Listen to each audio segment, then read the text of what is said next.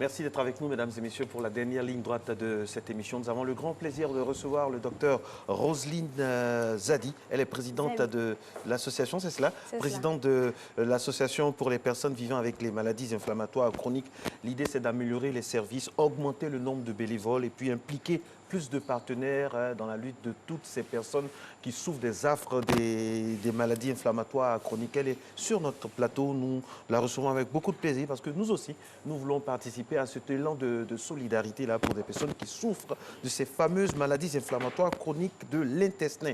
Bonjour docteur. Bonjour docteur Zadi. Je ne suis pas docteur, je suis juste une malade. Ah d'accord, donc c'est un témoignage mais qui est très active dans la lutte contre la maladie. Vous êtes Roselyne Zadi. Zawi. D'accord. Okay, alors, Madame Zawi, mais vous êtes docteur, vous soignez, hein? Voilà, vous soignez sans le vouloir, vous soulagez surtout. C'est cela, c'est surtout cela.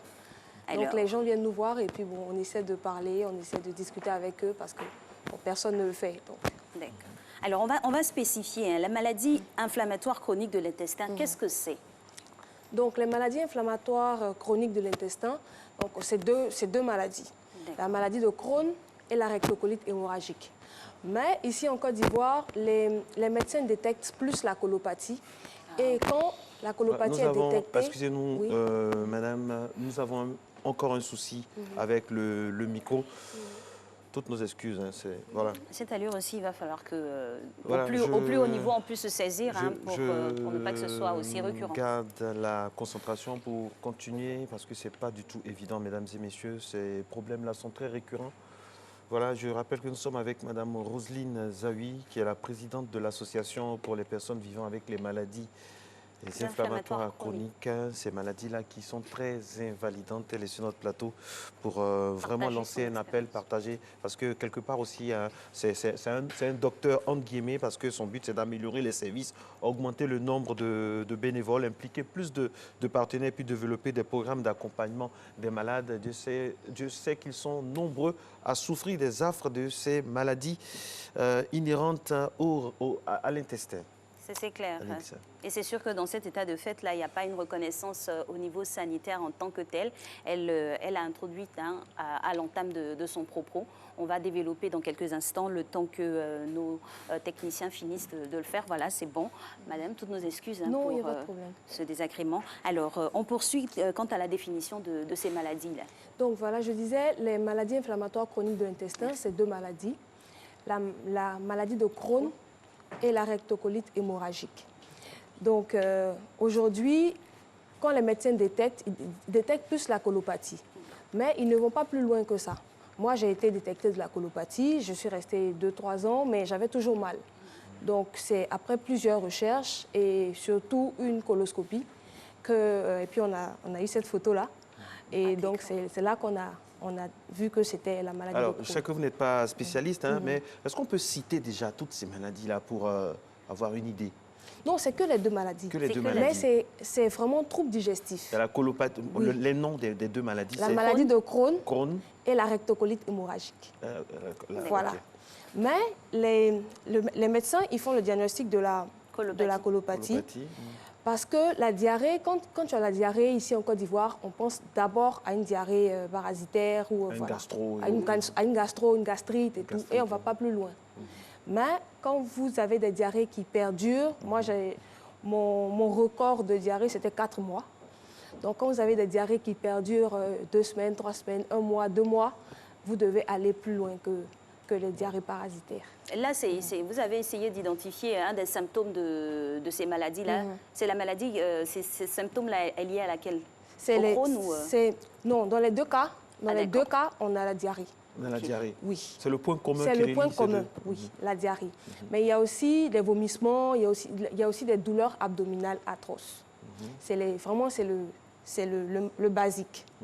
Maintenant, quand vous faites la coloscopie, donc c'est là que vous voyez, il y a, quand l'intestin est tout irrité jusqu'au bout, vous avez la rectocolite hémorragique. Mais quand c'est des spots d'inflammation, c'est la maladie de Crohn. Sinon, la base... Vous maîtrisez, oui. hein? Oui, parce que face à l'inexistence peut-être de la connaissance de la chose. Ça fait 6 ans qu'on a découvert, mais j'étais malade déjà avant. Donc je me suis dit, bon, il faut que je cherche ce que c'est, parce qu'on ne peut pas rester comme ça.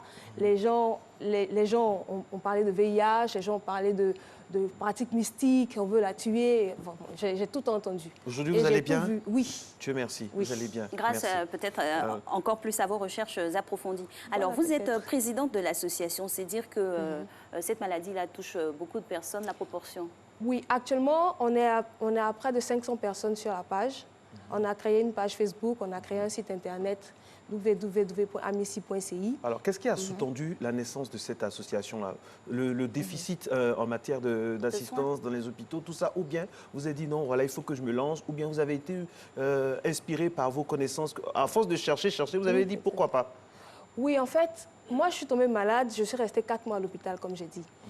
Donc, je me suis dit, bon, peut-être que quelque part en Côte d'Ivoire, il doit y avoir quelqu'un qui souffre aussi comme ça, mais qui ne sait pas quoi faire. Et c'est là que j'ai commencé à chercher. J'ai été diagnostiquée en 2013 et c'est en 2016 que j'ai lancé l'association. Mais avant ça, je cherchais. J'ai vraiment fait beaucoup de recherches. Il y a le professeur Alassane Mahassadi qui me suit au CHU de Yopougon. Et lui, il m'aidait beaucoup. Bon, il m'aide toujours parce qu'il est toujours là. Oui, le professeur Alassane qu'on salue, qui fait énormément pour l'AMICI, surtout que ce n'est pas évident, des médicaments coûtent cher, il faut beaucoup d'informations, il faut vraiment être très, très, très aguerri. Oui. Et à ce niveau-là, parlons toujours de vos recherches. Quelle est on va dire, la complicité que vous avez maintenant avec les médecins? Est-ce que c'est connu, c'est détecté maintenant? Ils se disent, ah oui, on a étudié ça, on sait de quoi il s'agit ou pas du tout? Est-ce que les lignes ont bougé? Les lignes commencent à bouger. Parce qu'aujourd'hui, les gens se disent « Ah, peut-être que les diarrhées que j'ai depuis 2 mois, ça peut être ça. Est-ce que je fais la fièvre typhoïde, mais ça peut être maladie de Crohn, ça peut être rectocolite hémorragique. » Là, déjà, que les gens se disent ça, c'est déjà un grand pas pour nous. Au niveau sanitaire aussi? Oui, aujourd'hui, on essaie de sensibiliser aussi les médecins. Ah, oui. C'est clair que devant... quand ce n'est pas un médecin qui est en face, les médecins ne sont pas très réceptifs. Alors, vous avez une conférence à l'occasion de la Journée internationale de lutte contre les maladies inflammatoires chroniques de l'intestin en 2019. Alors, comment ça se passe? Ça s'articule autour de quoi? Et puis, quand les gens viennent, qu'est-ce qu'on leur dit? Parce que l'idée, comme vous dites dans le manifeste, ce n'est pas de frayer les gens. C'est juste de la prévention. C'est très, très important. Oui. Aujourd'hui, on est dans le cadre de la prévention. Parce que les gens, ils ne savent pas. Donc, nous avons organisé la cérémonie officielle de la journée mondiale, parce qu'il y a une journée mondiale, de lutte contre les maladies inflammatoires chroniques de l'intestin. Chaque année, c'est le? C'est le 19 mai. 19 mai. Et donc, ce jour-là, on sensibilise. On invite les gens et on dit, venez, vous qui avez des diarrhées qui persistent, vous qui avez mal au ventre, vous qui avez des gaz et tout, venez vous informer. Peut-être que vous êtes dans l'un ou l'autre des cas. Chez nous, on dit plaie de ventre. Quand il y a des soucis, on dit plaie de ventre, alors que ça cache beaucoup de choses. Oui, ça aussi j'ai entendu. Ça aussi j'ai entendu quand j'étais malade. Mais Roselyne, tu as une plaie de ventre. Roselyne, tu as VIH. Roselyne, tu as... Vraiment, j'ai tout entendu. Jusqu'à ce qu'on sache que ce que Roselyne a, ça s'appelle maladie de Crohn. D'accord. Alors, comment vous avez, dans votre cas, vous avez expliqué tout à l'heure que c'est par l'intervention de la... Comment ça s'appelle? La coloscopie. La coloscopie que vous avez pu détecter. Donc, c'est uniquement par ce moyen-là qu'on fait le diagnostic? Oui, c'est le moyen ultime, on va dire. Parce qu'on fait aussi fibroscopie, on fait scanner, on fait échographie. Parce que quand vous avez mal au ventre, comme on ne peut pas toucher exactement ce qui est dans le ventre, on essaie de voir d'abord autour. Et puis, on se dit, bon, OK, on va faire coloscopie. Et puis, au moins, on va jusqu'à l'intérieur du tube digestif. Et c'est là qu'on voit. Donc, dans les 2 cas, soit toute la paroi du gros intestin est touchée. On pense à rectocolite. Et où c'est que des parties qui sont touchées, on pense à maladie de Crohn. Alors, il y a des questions précises auxquelles on doit répondre quand on se présente chez le médecin. Oui. Quelqu'un fait une diarrhée à répétition, ça dure plus d'1 semaine, 10 jours, voire 2 semaines. Il y a des questions précises. Il y a des choses qu'il doit précisément. Et ce sont lesquelles? Oui, donc quand vous venez, vous avez mal au ventre, vous avez des diarrhées. D'abord, on cherche à savoir si ce n'est pas des diarrhées parasitaires. Parce que si ce n'est pas gastro, si ce n'est pas une gastrite, quand c'est une gastrite, la nature des selles, tout ça, ça compte? Oui, ça compte. Donc, quand on sait pas... Et puis, il y a du sang dans les selles aussi. Quand c'est pas... Voilà. dans le cas des gastro et des gastrites, on peut ne pas avoir du sang dans les selles. Donc, quand on découvre que c'est gastrite, on s'arrête là. Mais quand la diarrhée persiste et qu'on fait des tests pour la typhoïde, on fait les tests pour la gastro et tout, et que c'est négatif, c'est là qu'on essaie d'aller un peu plus loin. Et on demande les douleurs sont localisées où, parce que les douleurs de l'ulcère sont différentes des douleurs de Crohn, qui sont différentes des douleurs de RCH par rapport à la position où la douleur se trouve. Vous êtes docteur, hein? Vous avez cherché. Vous êtes docteur? Ah non, j'ai cherché. Ah, j'ai échoué au tronc commun, soit dit en passant. Et vous êtes rattrapé, la vie a fait. Par un malheureux événement, vous êtes rattrapé, approfondi vos recherches. Vous avez fait du citron une limonade. Et on apprécie cette limonade. Merci beaucoup. Alors, pour faire la frontière et dissocier ces maladies-là, vous avez dit que généralement les médecins se trompaient sur le diagnostic et orientaient vers la colopathie. Cela est dû à quoi? Parce que ce n'est pas des maladies banales ici en Côte d'Ivoire. Ah. Les gens n'ont pas spontanément la maladie de Crohn ou la rectocolite. C'est des maladies occidentales. En guillemets. Oui. Donc, mon médecin m'a demandé, vous êtes allé en France ou aux États-Unis? Je dis non. Il dit, mais d'où sortez ça?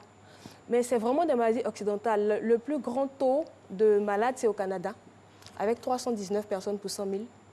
Donc, j'ai cherché ça aussi. Donc, et puis vraiment, la prévalence chez les Juifs aussi, elle est très élevée.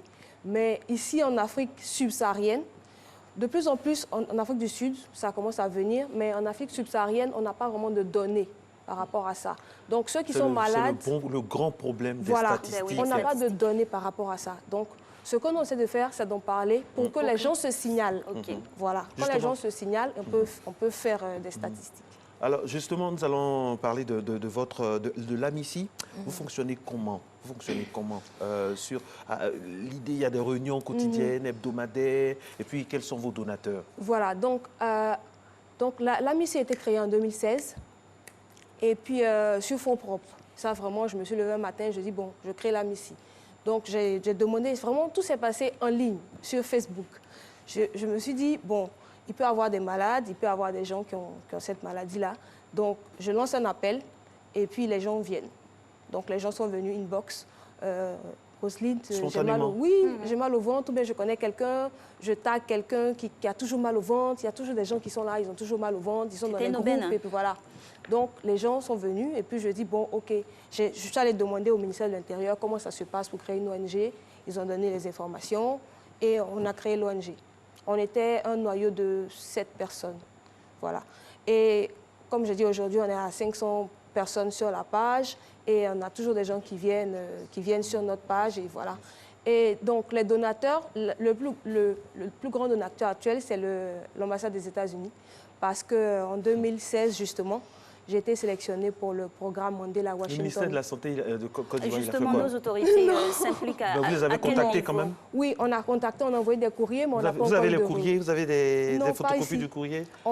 Mais il y a des traces que vous les avez contactés? Oui. Vous ont répondu au moins pour dire qu'ils ne peuvent pas avoir aucune réponse? C'est une frange de la population assez conséquente, à 500 personnes. On va relancer. Ce qui est sûr, les gens commencent à en parler. Donc, à un moment, le ministère de la Santé va prendre le relais. Et on espère que ça va se faire à partir de maintenant. Ah oui, je vais ramener des courriers et tout. Voilà.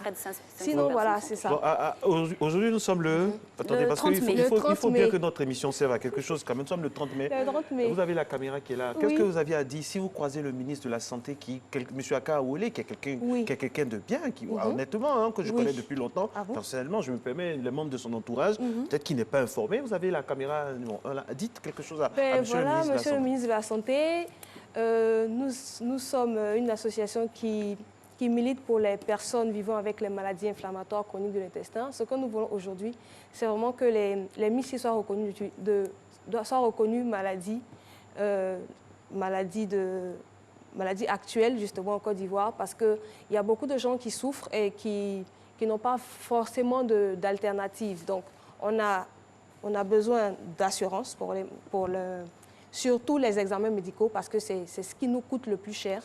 Les examens médicaux qui ne sont pas couverts et aussi les médicaments qui ne sont pas pris en compte par l'assurance, parce que ça coûte cher. Donc, les assureurs... On dit que ce sont des maladies de riches. De riches. Donc, les assureurs, ils se disent, bon, on va pas payer pour des gens qui sont déjà malades, en fait. Donc, vraiment, c'est pour qu'on sache que c'est des maladies qui existent et que des gens souffrent de ça. Et aussi qu'on puisse entrer en contact avec l'association pour prendre en charge vraiment ces maladies-là. C'est clair. Voilà. Dites tout, hein? Oui, c'est ça, vraiment. Assurance, examens médicaux, médicaments. Et puis surtout que les médecins aussi, parce que les médecins, bon, c'est des maladies occidentales. Donc, ils ont vu ça en classe, mais ils n'ont pas vu ça sur des personnes ici. Donc, c'est un peu compliqué pour eux aussi.